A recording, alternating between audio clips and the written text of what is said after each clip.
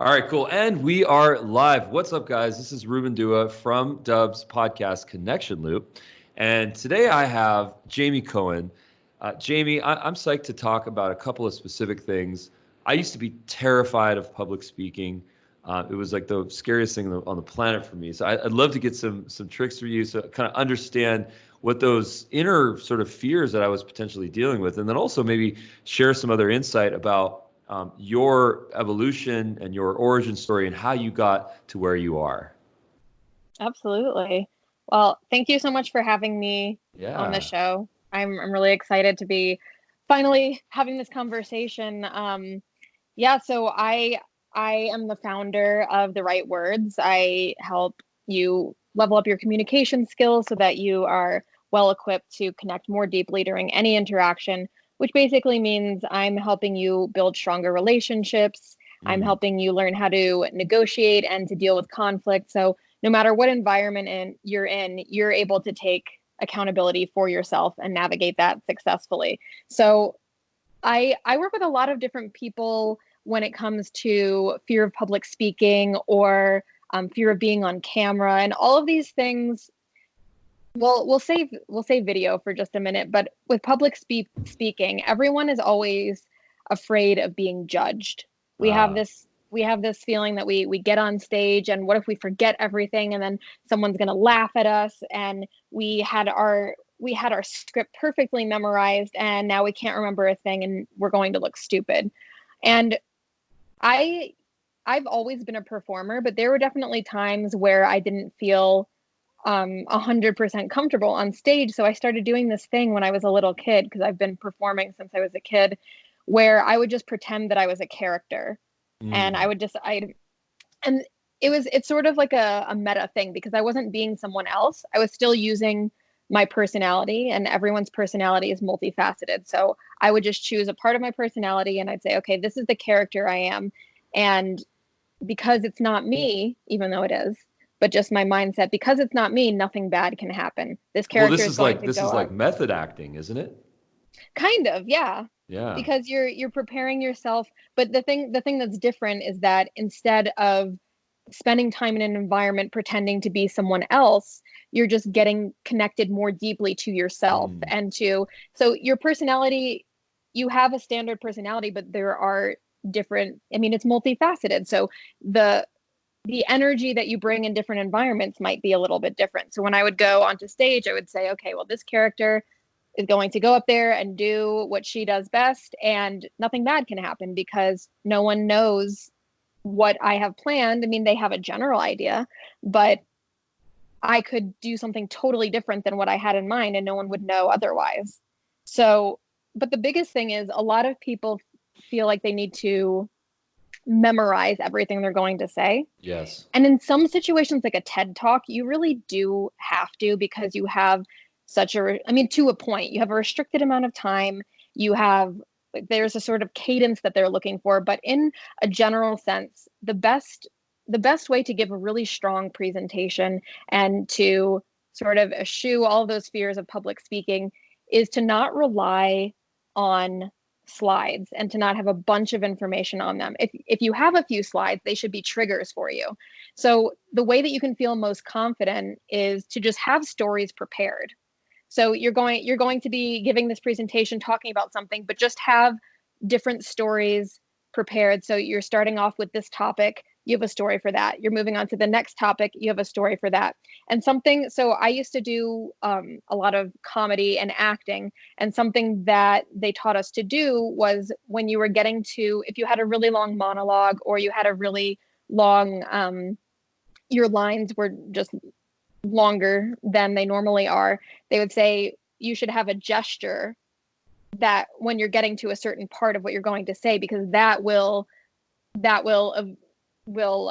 help that memory to come out, and then you'll be Ah. able to remember. So it evokes a feeling because you're making emotion, and then you're able to remember what it is you were going to say. So it's almost like a physical mnemonic device that's used as a trigger for rhetoric that you want to share. That's really interesting. Exactly. That's I a haven't perfect heard way that to before. describe it. That's a Yeah, perfect way to describe it. And that's what I always say whenever anyone's giving any sort of presentation, whether it's in front of 1,000 people, whether it's in front of class, have triggers, mm. have different things, whether those are these physical mnemonic devices or slides that have a bullet or two, or even no words, they just have a picture, and have that be a trigger to remind you of the story you're going to tell.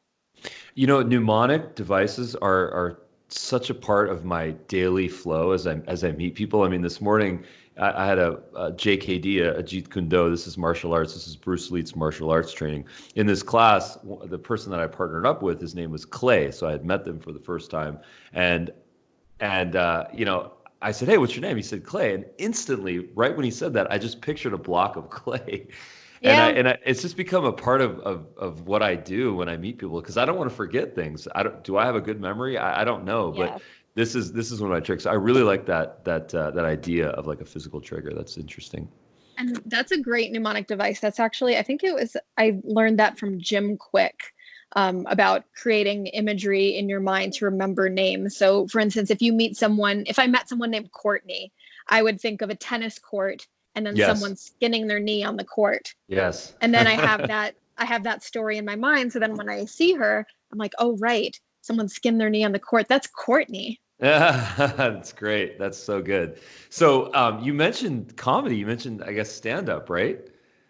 So I did stand up, but I did a lot of improv and sketch as well. So Ah. the improv was the main focus. And then I also did stand up and sketch. So is this like Groundlings? Have you heard of that or? I have. So I was in Chicago. So I took some courses at Second City, and then also studied at Improv Olympic, and then had an improv team called the Lungers. And we would go around and we would perform at different locations around Chicago. And then as far as stand up went, I basically, at any party I was at, would just tell stories, and that would I mean, that's what stand up is telling stories that evoke a happy emotion and make people laugh. And the funniest thing, and I always say that everyone should try improv because it's preparing you Totally for agree. anything. I don't Totally agree. like, is improv my favorite way to perform comedy? Definitely not. But something that I do love about is it prepares you for any situation. So what I really love is having a structure. So having some general rules, some boundaries. And this is actually something that I use in the way that I teach.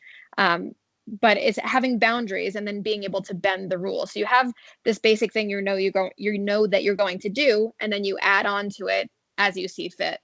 But the really cool thing about telling stories is that you always have this part of the story that you think is going to just kill. It's the punchline, you think everyone's going to crack up, but usually the part that people laugh at the hardest is the part that you didn't expect at all. It's not funny to you. There's no comedy in it, and then people are just cracking up, they're dying, and you're thinking, "Well, I don't understand." But that's the beauty Right. of practicing and telling your story in different ways to different types of people, and that's something that you can apply right back to public speaking. I totally agree with you. I had the really fortunate experience of actually doing live stand-up, which was all improv, and it was something I just opted into. It was an open mic night. It was cool. It's not nothing special, but I kind of realized, I think someone had told me a long time ago in my life that, listen, if you really want to work on your public speaking, being confident, being able to speak off the cuff, you need to go into put yourself into uncomfortable situations, right? And of course, as an experienced comic or someone that's doing improv, it's not uncomfortable because you have a practice. It's a muscle that you've created. But as a newbie, being put in that situation, it made me realize how important it was to focus on the storytelling, to focus on the human aspect of it. And then it really didn't matter to a certain extent of what you were saying, it was how you were saying it.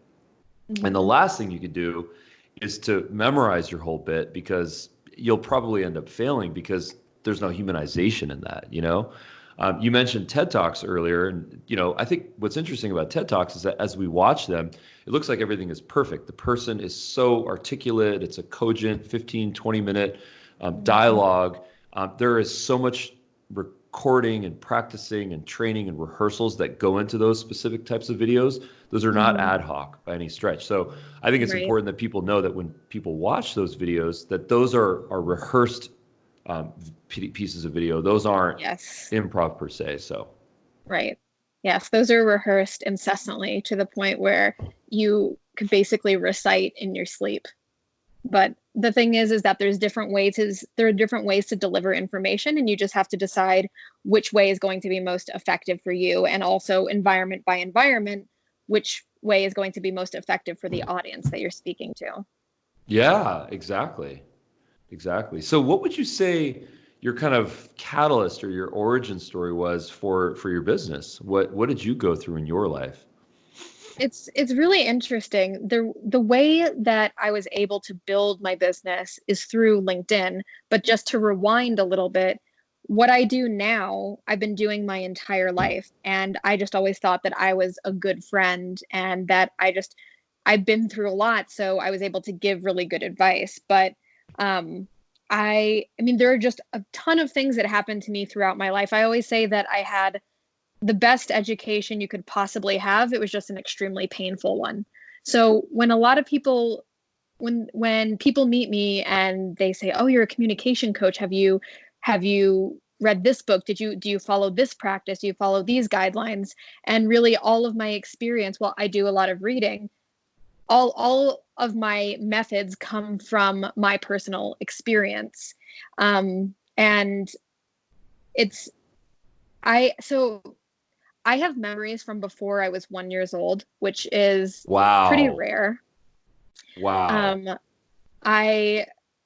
I started speaking really early. I started reading at 3 years old, 4 years old, and there was a lot going on. I moved around quite a bit in the first 5-6 years of my life. So I moved from the East Coast from New Jersey to Georgia, like the deep South, like deep Georgia, to Iowa. And so my accent, my dialect, all these things were constantly changing, and the way that people were interacting was different.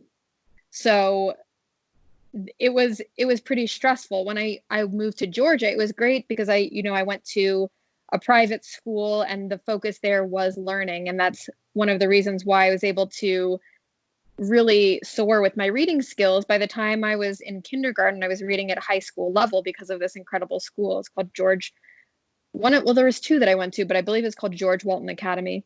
And it was very interesting to then move to Iowa, where my peers were learning their ABCs. And so of course, high school level content, I wouldn't have understood it as a high school level or a high school aged kid would, but I was able to understand all of the words and enjoy the story. Just obviously, like if you're a kid and you watch a movie, you don't have the same experience as an adult who watches a movie.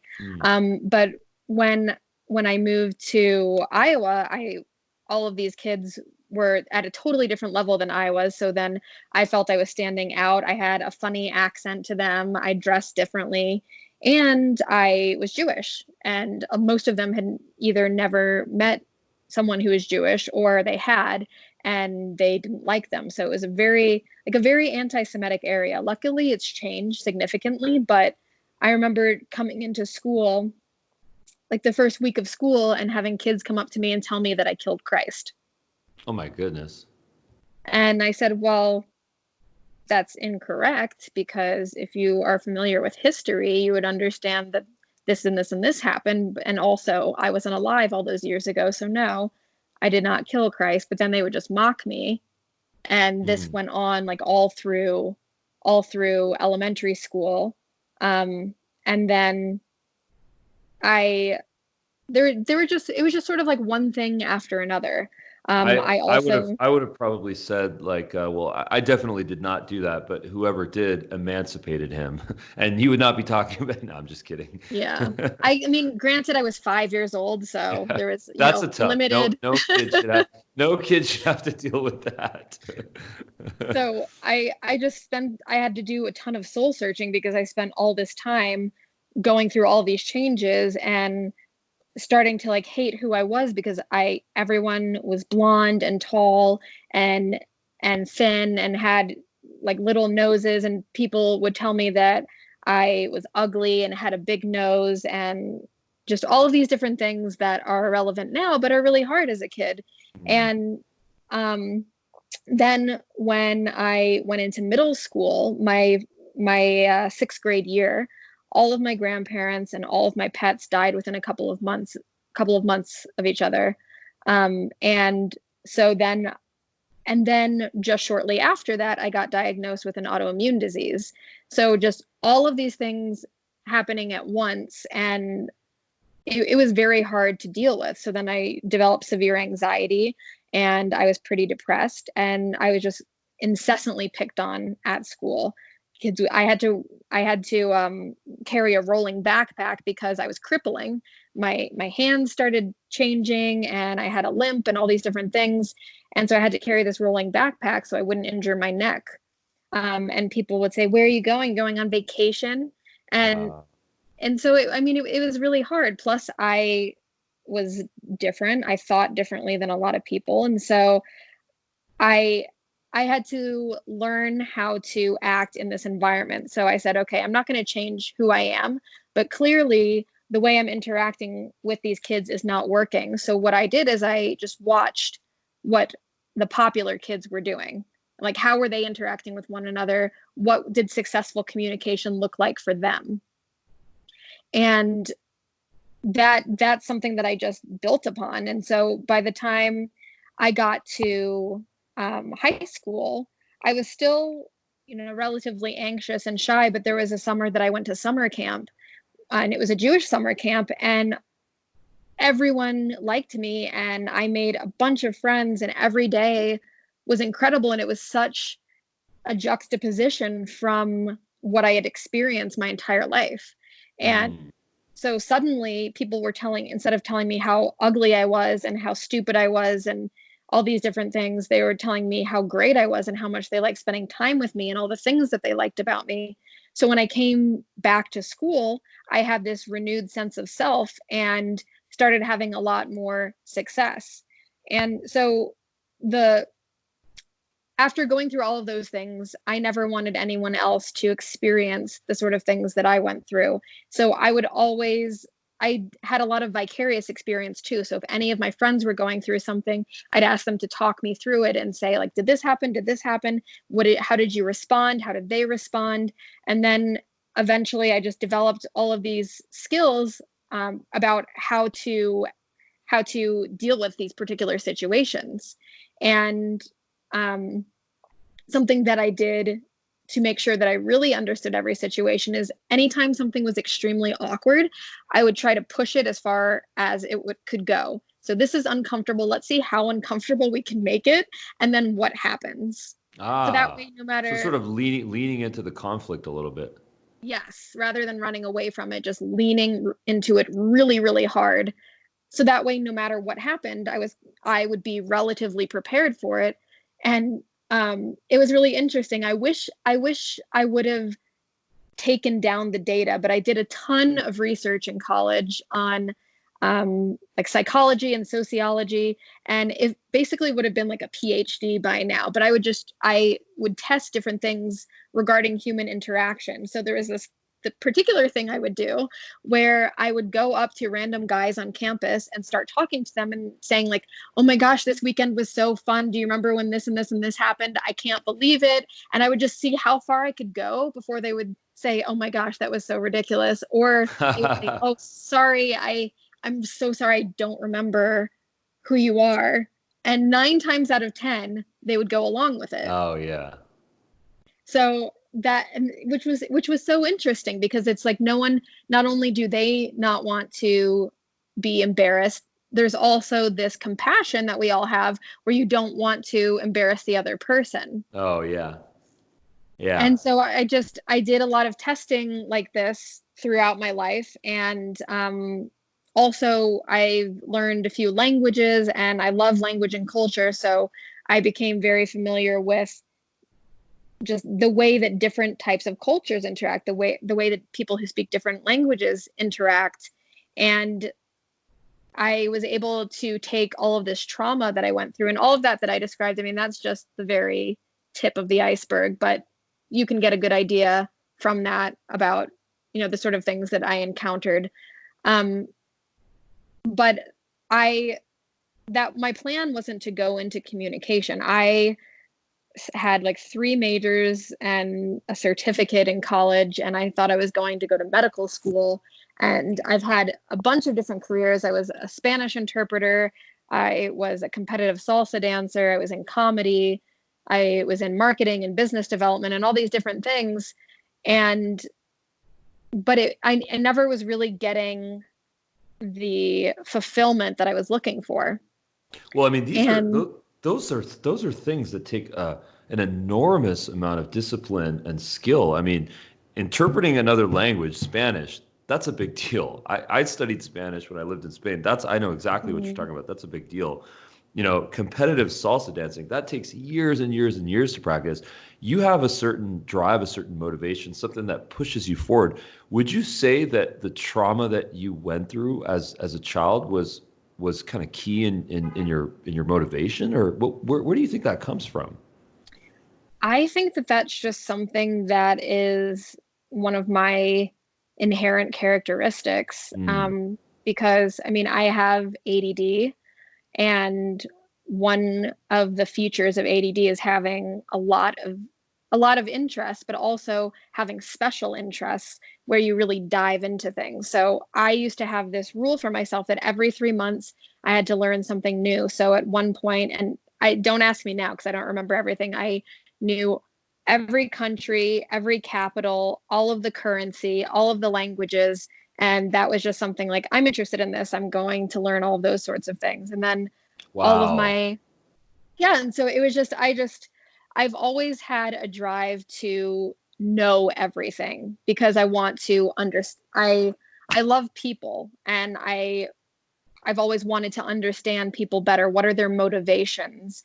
Why do they act the way that they do? Why do they think the way they think? And how do they think? And so the more that I learned, the more people I was able to relate with because I was doing things they were doing. And everything that I learned, it just gave me more, it just increased my passion for learning. And so I think that the trauma that I went through isn't necessarily a driver, but just another chapter in the story and part of my education that led me to where I am now. And I think that maybe in a sense, I had a desire to not ever be in those situations again. So the more that I learned, the more I could guarantee that those environments wouldn't be something I'd experience ever again, or I'd have the support that I needed if I ever came into contact with something like that. And I think there are a few things that happen when you deal with trauma. Some people become the victors and some people become the victims. And I think for a long time, even though I was very passionate about not allowing people to victimize themselves, I think subconsciously I was victimizing myself. I said, well, I have these disabilities, so this is the extent to which I can do these particular things. But then I got to a point where I said, well, no, what if I just push the envelope? What if I see how far I can go? And every single time I did that, the result wasn't perfect, but I always achieved the goal. Right. Right. That And makes sense. so I think that a lot of people who are put in these horrible positions, everyone has a different mental health status, but you get to a certain point where you get to decide, how am I going to react to what's going on around me? So for me, it was, I can't control anything that's going on around me in any environment. So what can I do? And that was to just believe it would get better, believe in myself, or just believe that I would do something to supersede this pain I was going through. Because a lot of kids that get bullied, or a lot of people that go through trauma, they say it gets better. But for me, it didn't for a really, really long time. And so I've been very passionate about removing that phrase from the sort of supportive lexicon, because it's not helpful to a kid who's suicidal. It's not helpful to a kid who's getting bullied constantly, or is dealing with mental illness at home, or has some sort of physical disability, or just no matter what they do in their life, they're just getting it from all angles. Saying it gets better, that's not actionable advice. And so that's something that I use specifically in everything that I do. So of course I want to inspire the people around me, but I always make sure that with that inspiration, am I providing them guidelines? Yeah. I mean, it's so interesting, when you talk about trauma, trials, tribulations that we face in our lives, young or old. At the other side of that is evolution, it's progress, it's learning, assuming that you made it out alive. Yes. There's hopefully probably something positive on the other end of it. Now, it's really hard to see that, to communicate that, to share that when you or someone is going through that, because I mean, it's a tremendous amount of myopia that we suffer from in that situation. But that idea of faith or hope, and that optimism to know that I'm evolving and I'm taking on this challenge and it's going to make me a better person. That single realization, I think, is a really important one. But the fact of the matter is that we typically see it post-mortem, and that's just how it is, and that's okay. But thank you for sharing that. That was really interesting. Absolutely. Yeah. So you mentioned the story, certain chapters in the story. So what are future chapters for you? What is your big vision? What do you want to accomplish? What is it that you want to do in your career and on your purpose to help people? That, just like my personality, is very multifaceted. There are so many different things that I want to do and that I want to help people with, but the the number the number one thing, the primary focus, is just helping everyone in any stage of life communicate more effectively. And this can be communicating their emotions or communicating something that has happened to them, and being able to use their words and their voice to get to where they want to go when they don't have anyone supporting them, because your story is what allows you to move into and out of environments that you never thought you'd be able to get out of, or you never thought that you would have access to. So Mm. there's a bunch of different programming I'm working on, but eventually, I think I would love to have an institute that starts from, um, kindergarten all the way through corporate experience, about how to communicate in these different situations so that people are prepared, because the only way that we can resolve conflict is to learn how to communicate in a way that people can understand, because conflict arises from lack of context, and also using language that another person doesn't understand. So for instance, I always say, if you're an amazing storyteller and you are an expert in a particular thing, and there's no one who's more talented than you are, and you're giving a talk to an audience and you're speaking in Spanish, but they speak Mandarin, they're not going to understand you, and they're not stupid. They just don't speak Spanish. Mm. So so that's more metaphorical, but if you just pull that back into what sort of language resonates with your audience, what do they understand?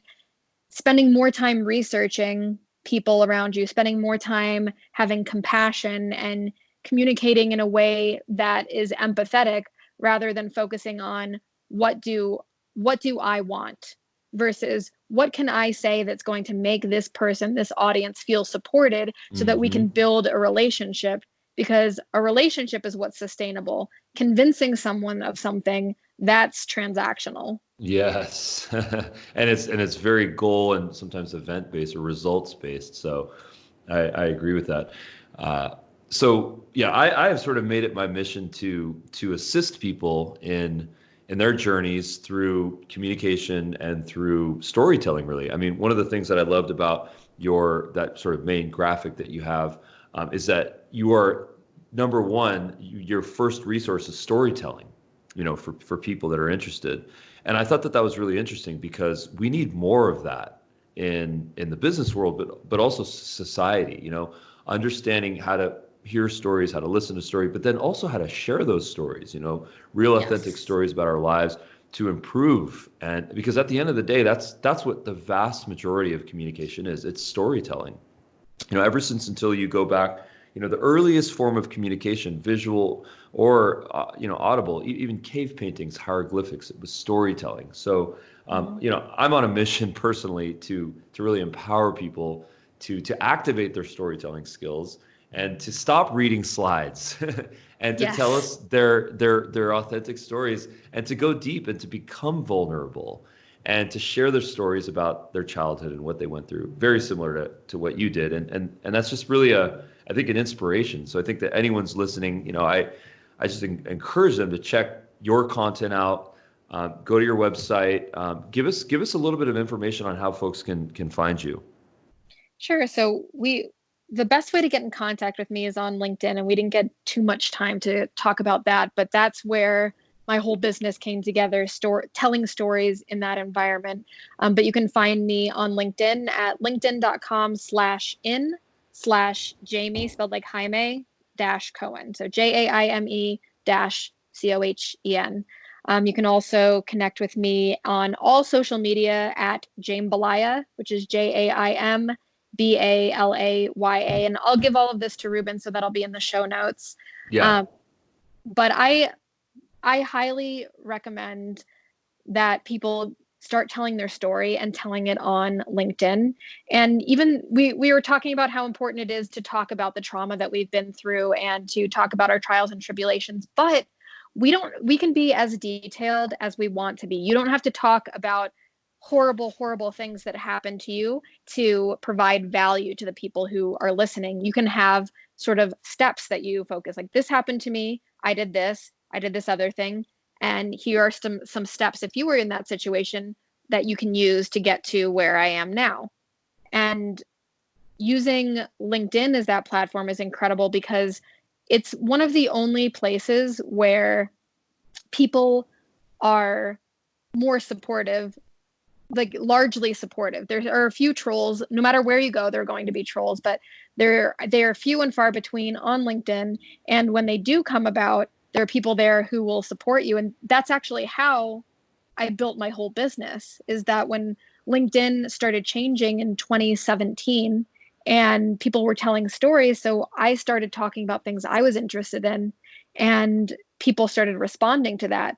And the more people started responding, the more I started creating content around those things that people were interested in, which led me to realize that what I'm doing now is something that I could do for a living.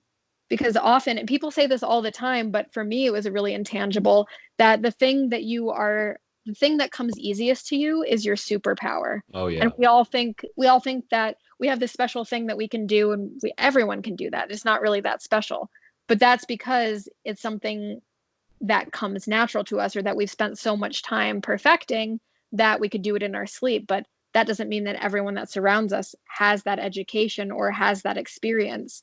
And being able to write that out and share that story and engage with a community allows you to really hone in on those specific skills and the parts of your story that are going to be most relevant to an audience. Because, like you said, storytelling is everything. If you give someone a bunch of information versus telling a story that has that information in it,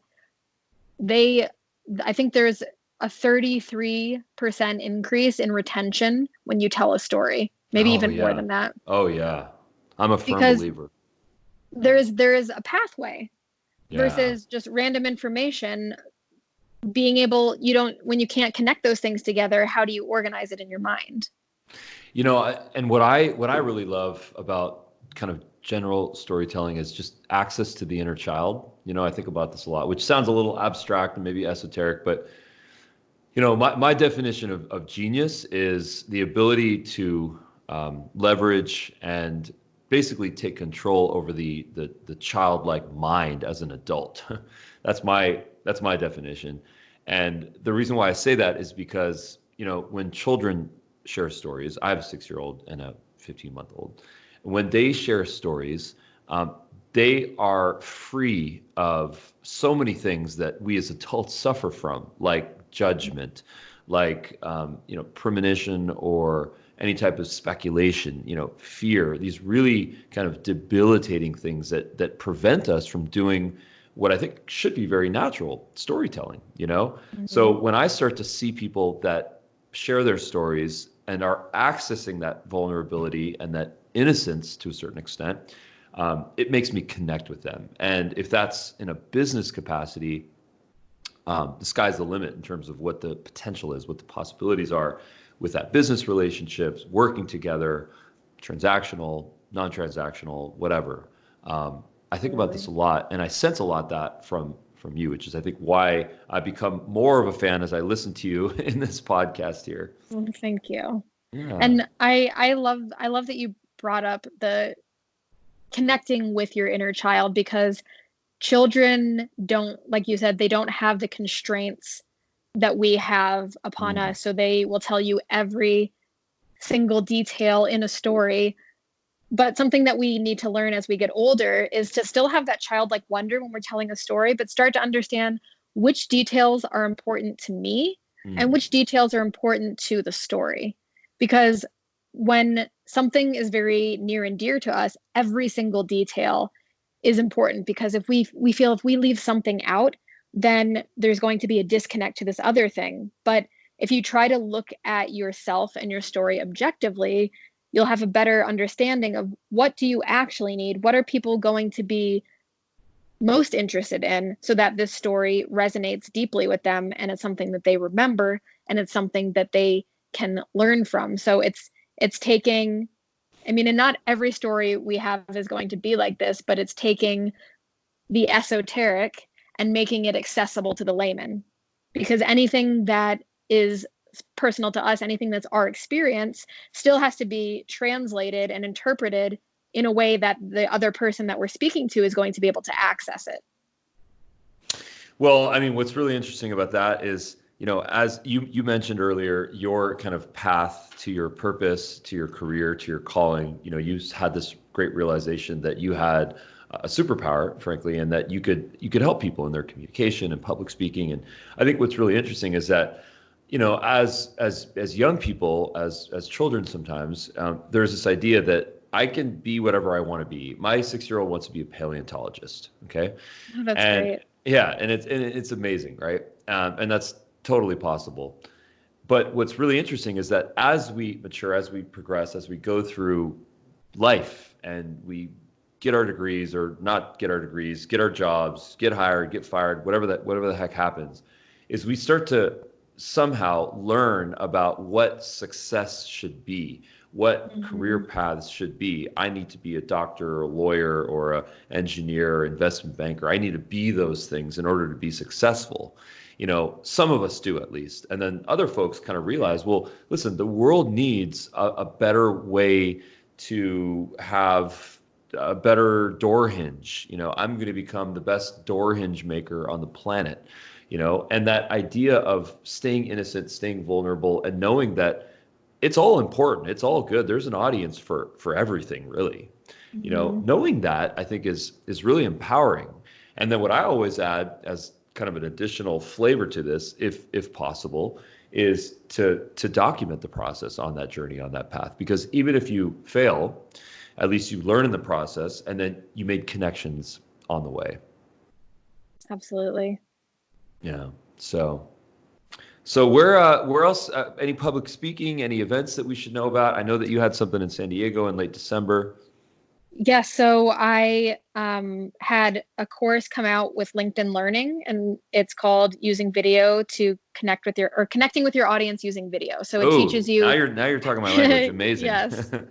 So it teaches you how to get comfortable and confident on camera, and also how to use video to connect more deeply with your audience. It focuses mainly on LinkedIn video, but also just video in general.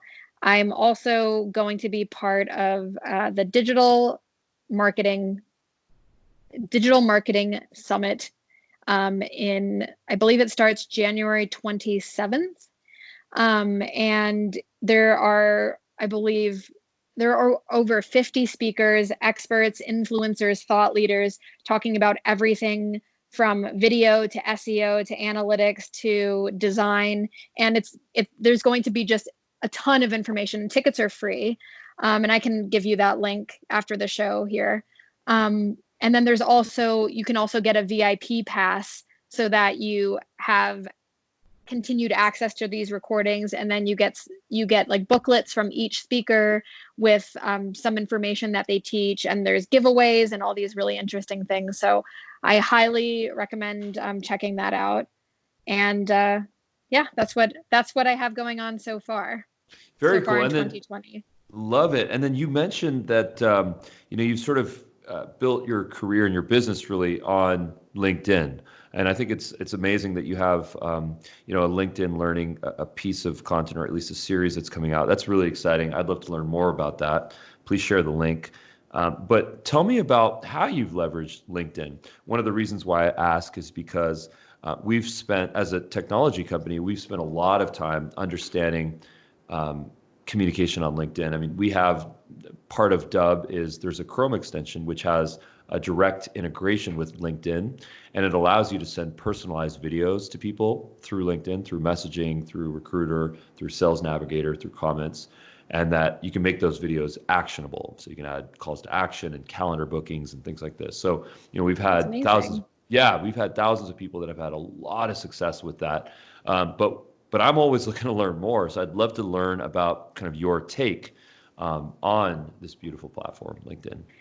Absolutely. So there is a science to it, which is wonderful, but it's all about connecting with people. So LinkedIn is teaching us how to reconnect with one another because we're more connected digitally than we've ever been in history. But because of that, we're more disconnected than ever. People find it more difficult to have conversations, to pick up the phone and talk to someone, to go to networking events. And this is giving us the opportunity to learn those skills again. And so there are a lot of different ways that you can have success using LinkedIn. And I highly recommend Judy Fox's LinkedIn Business Accelerator. She teaches you all of the ins and outs of how to really make LinkedIn work for you. But you want to give people a reason to listen to you. So it's not just about telling a story. It's about telling a story and using a storyline that people can follow. So you don't want to constantly just talk about business, business, business. Selling should be done on your LinkedIn profile page, and the storytelling and the connecting should be done through your content. So I started talking about different things I was interested in. And then when video came out, I took that to the next level, but also would just pepper in different things that had happened to me. So I had a video about my two most popular videos were one where I was talking about dealing with chronic illness and how we don't all overcome our obstacles. Oh, I see. That brought in the biggest lead that I've ever had. And this person wasn't following me. They weren't connected with me. I guess they were following me, but they weren't physically following me. So they hadn't pressed the follow button. So you never know who's watching, which is why it's so important to be creating content. The second video was about the power of words, and it was talking about what happened when I lost my mom and how I see. how the words that you use can be life and death in certain situations. Right. And that was an important conversation to me, but not just for me, but for my community. So Right. I see. It was something that that was really personal, but also, again, I wasn't divulging my deepest, darkest secrets. I was just talking about trauma that I'd been through and then applying it to other people. So telling this story, this thing that happened to me, and then saying, why is this important to you? What can you learn from this situation? So in the story about my mom, think about how you're saying what you say and the words that you use, because you can say something that means nothing to you, but means everything to the person that you're speaking with. And so really, if you want to start getting active on LinkedIn and you're not ready to create content, I always recommend that people start getting active in the comments. So you can type a hashtag of something you're interested in into the search bar on LinkedIn, and it'll bring up a lot of different people who are talking about that subject. So you can start getting active in their comments and responding to their posts. So if they are talking about a particular subject and that resonates with you, add to the conversation. And the more you show up, the more people will get to know you, and the more people that get to know you, the more that they'll like you. So that way, when you're ready, so that's the whole idea of like, no, trust. When you're ready to create your own content, you'll have this community that's waiting to hear about what you have to say. So it's sort of like a stepwise format that you can have. So start commenting, add value to the people with whom you're connecting and whose posts you're commenting on.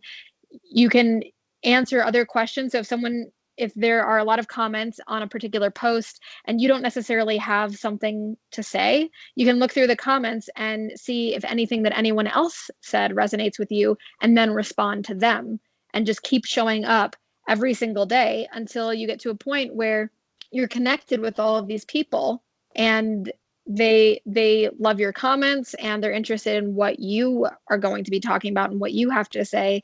And they'll probably even start asking, like, when are you going to start posting? We've heard all of these amazing things you have to say in the comments. We want to hear your content specifically.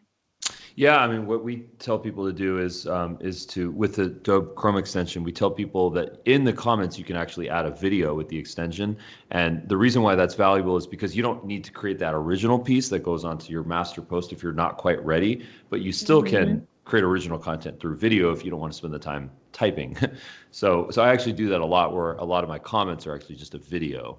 So it's just kind of another way we use our own technology. But I totally agree with you that it's like baby steps. You start with sub-commenting and then commenting and then posting. Yeah.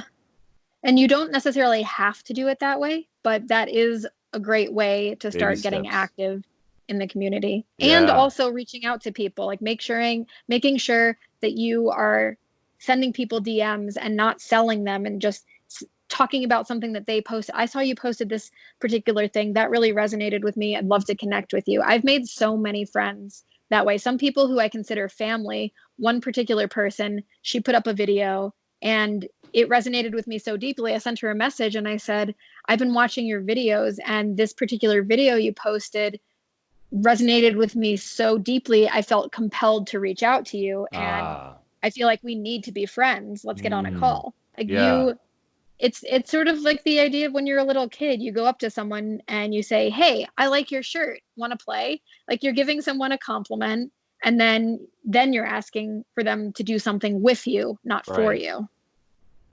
That's awesome. Very cool. Well, this was really, really a good convo, Jamie. I really appreciate the time here. Yeah. Thank you so much. Thanks for having me. In fact, I really look forward to seeing more of your future content, and then, of course, I'm going to add my comments. So.